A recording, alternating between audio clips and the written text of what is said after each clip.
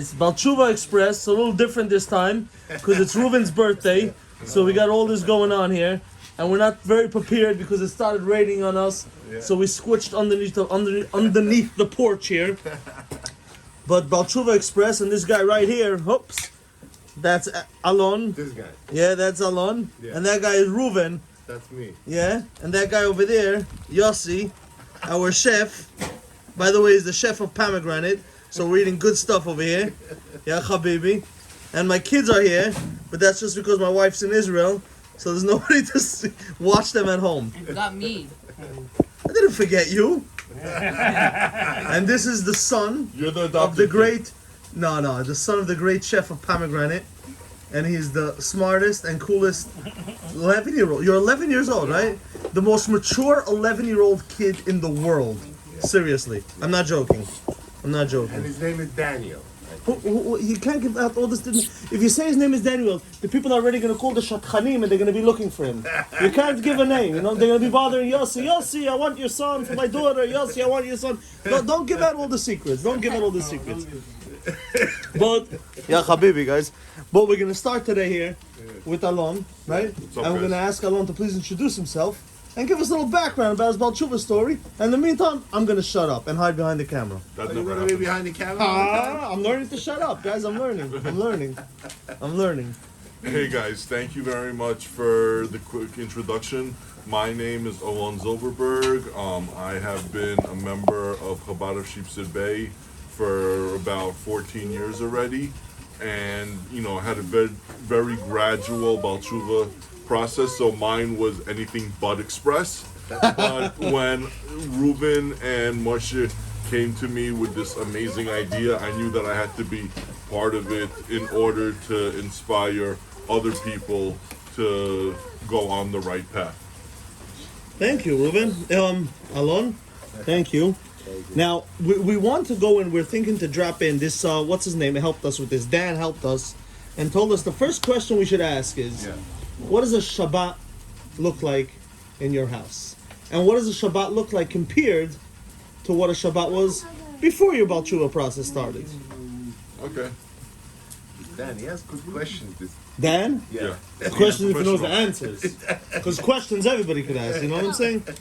That's why he gave it to us. Ask the questions. So right now, Shabbat at my house is I'm going to shul Friday night while either my wife or I have cooked before that. We're usually entertaining guests. Once in a while, it'll be just the four of us, my wife and I, with my two beautiful daughters. But a lot of times we'll have guests over to share the beauty of the Shabbat experience. Shabbos day is essentially I'm in shul most of the day because I live pretty far away from the Chabad house that I choose to go to, even though there are other ones closer to me. When you find... But nothing's as good as ours, Of right? course, that's what I'm saying. When you find one that you really love going to, you're gonna go to it no matter what. Shabbos before I became Baal Teshuvah was essentially doing everything that you're not supposed to do. Going out, watching TV. You got everything on the list that you're not supposed to do, you did on that day? Just about. Almost everything. And he did it only on Shabbat. He fit a lot of things in. Going out, partying, watching TV on the phone, not going to shul or driving to shul, which is a big avera as it is. It's just a lot of things that are wrong, but you do them anyway. And finally, I came to the realization that I want to stop doing wrong and I want to get on the right path. So that's actually interesting. You served me with the next question. That wasn't my plan. Was to ask you about your guests. So I still want to get back to that. What kind of guests come over? Are they guests that observe? Are they guests that are Baal Teshuvah? Are they guests that are not Baal Teshuvah yet? About the guests. But you mentioned something saying things that you knew you weren't supposed to do.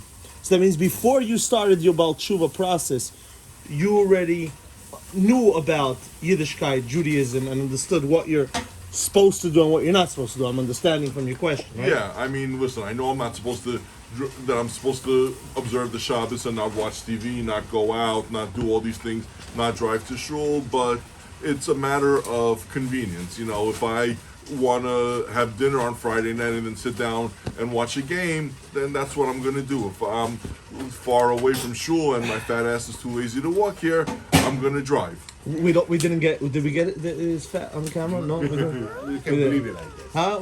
We can bleep it. We can, okay. No. No, I'm just joking.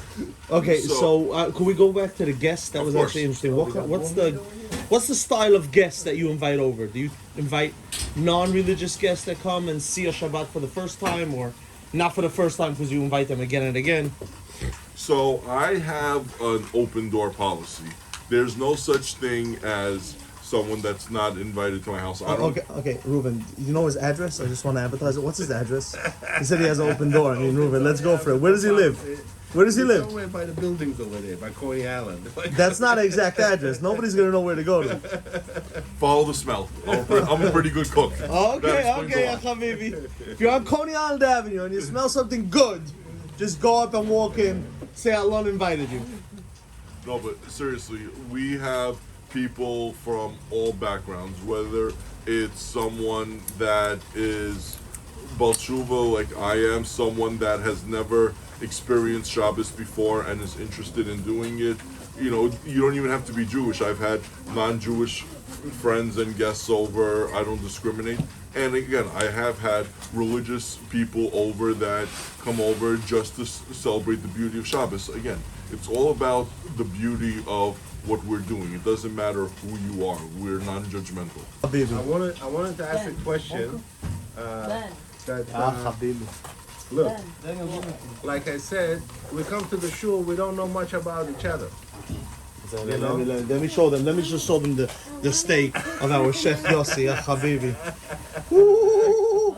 Okay, so we come to the We're gonna show. make a lot of people hungry. Oh That's my for God! sure. And don't worry, if you're hungry, you're always invited to Alon's open house on Coney Island Avenue. So you were saying we come to the shul, we see people. We don't know much about it. About Alon, the only thing I know, he grew up in Canarsie, and he went to South Shore High School. That's the only thing I know, pretty much. So we want to know a little more about you. You know, growing up in Canarsie, let's start with that. You know, what was So, you know, growing up, I started going onto this journey myself and just thinking that it's the right thing to do, but it was always challenges. You know, do I really want to go to shul all the time? Do I want to eat kosher? Do I want to daven 3 times a day? There's so many, when you think about it from a non-religious point of view, there's so many rules and restrictions that people are like, you know, what the hell am I getting myself into? Why am I doing all this? But then when you think about it, it's not a rule and a restriction. It's the proper way of living life. You know, once you get into Shabbos observance and following the rules, you get to see that you have a day that you can spend with your family. B, being Jews, you want to save money, so not going out Friday and Saturday night, which are the most expensive days of the week. good stuff? You definitely want to take advantage of that. That's not politically correct. That's a show now. We can't post something like that. We can't do it. You can't say that about Jews. We can't do that. When you're Jewish, you can say it about other Jews. Oh, you can say it about other Jews? That's not PG, that's for sure. That's not PG. Okay. Okay, so we're talking about Jews wanting to save money, and that's why they're going to get religious. But it's also like when you really think about it and you know that it's the right path to go, it gives you extra time to spend with your family. It gives you 25 hours to disconnect from all the BS that's going on in the world. You don't have your phone vibrating with work emails. You're not worrying about what's going on in the news or fake news or whatever news it is. You know, you're just spending time with family, with friends, and really connecting to the Eberster, to the one above, and knowing that you're on the right path. Nice. Last question. You want to choose it? What's your last question? My last question. Yeah. If you're thinking that much, I'm going to take it. You say it. Yeah, Habibi. Tell me about the conflict between getting invited someplace, and there's pork on the table, and you used to eat pork. Did you eat pork before or no? Okay. So do you even have that conflict with the food conflict, or not The really? food conflict I have because a lot of times we're invited to restaurants or to friends' houses that aren't kosher. So you get into the issue of, are you gonna go? Are you gonna eat? What are you gonna eat? You know, a lot of times I'll go to friends or family's houses, and quite frankly, I'll bring my own food, just because A, I'm a big guy, I like to eat. B, I know that they're not going to. For me, bringing my own food is easier than telling someone this is what you have to do to make it kosher, or for me to be able to eat. So I just, in order to make it easier on the people, So you bring your own I'll food. just bring my own food and Yeah, make it that's easy. fine then. Okay, that's good. So I think we could wrap it up saying Yeah. that bringing food Yeah. to any place you go, Yeah. in general, solves problems, right? Yeah. You walk in with food, nobody's angry about anything No, but, anymore, right? They might even dabble on in your food, you know. Exactly. But I want to ask one question that I asked Dan also. 100%. It's like Dan said, bro. Dan said Yeah, that what he did when he went to his parents yeah. for a while, he stayed by his parents. What he did is he cooked the food. Yeah. And that always solves the problem, right? If you're cooking, nobody's gonna complain. You see, Reuben is cooking. Nobody's gonna tell him what to. I mean, not No. Yossi. Nobody's gonna tell Yossi what to do now. Nobody Go told, ahead. Nobody I'm told sorry. Yossi to do anything. And because it's Kafkazi, Meshugaze, Kafkazi Kukureku. You mess with the Kafkazi, you get a book of vodka bottle. He's a fake I want Kafkazi. to ask the question that I asked Dan. What's the message that you would relay to Baal Teshuvahs who's starting on their journey or already on their journey? What were message that you would like to tell them? It's from your experience. That's a great question. So the message that I would like to relay is that there are going to be challenges along the way. There are going to be detractors, people that are telling you that you're crazy, that you shouldn't be doing this, It's okay. that, you know, this is too hard, you're putting restrictions on it. We're living in the 21st century, not 5,000 years Yeah. ago or 3,000 years ago when the Torah was given, all that.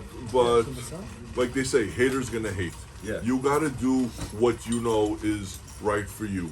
If you're on the path and you have a good mashpia, you have a good support system, that's all you need. That's all you can ask for. So let the haters tell you that you're doing the wrong thing. I guarantee you, if you show them that you are doing the right way, in a few months they'll be asking you for advice about how to become Baal Teshuvah. So don't ever let it get you down, and know that you have a great support system no matter where you are. That's one of the reasons why I come to a Chabad house, because Chabad is non-judgmental. They don't care if you come in, and my rabbi knew at some point that I was driving to shul, that I wasn't eating kosher, and not that he was okay with it, but he understood, and he helped me get on the right path. So once you're on the right path and no one is judging you, you'll take baby steps, and don't jump into the deep end of the pool without knowing how to swim. Wade in, go slowly and take it for what it's worth, because I've seen way too many people that went from 0 to 100 and hit a brick wall, and no one wants to see that. So you mentioned your rabbi, your mashpia. Who is that? So my rabbi is Rabbi Shlomo Cohen from Chabad of Sheepshead Bay, and there's a reason why, as I said before, I pass about 8 Chabad houses while I'm walking here every Shabbos. And I'm very close relationships with all the rabbis in those Chabad houses. But I choose to come here because this is where I knew where I was learning the most, where I was getting the best for myself. And once you find a person that you trust, you don't want to go to anyone else. So the mashpia is also the same guy. Yes. You said the rabbi and mashpia mean the same guy. Mashpia just means teacher. So my rabbi and mashpia are the same thing. Thank you very much, Alon. Thank you. Thank Thank you. you. Thank That was Baal Teshuvah Express. Express. And we'll see you next week, Habibi. Yalla, habibi. Good job. Chef, give him a good night. Good night, guys. So we're Yeah, gonna have love to- you. Yeah, We're gonna do soon barbecue service. We're opening a business, barbecue service.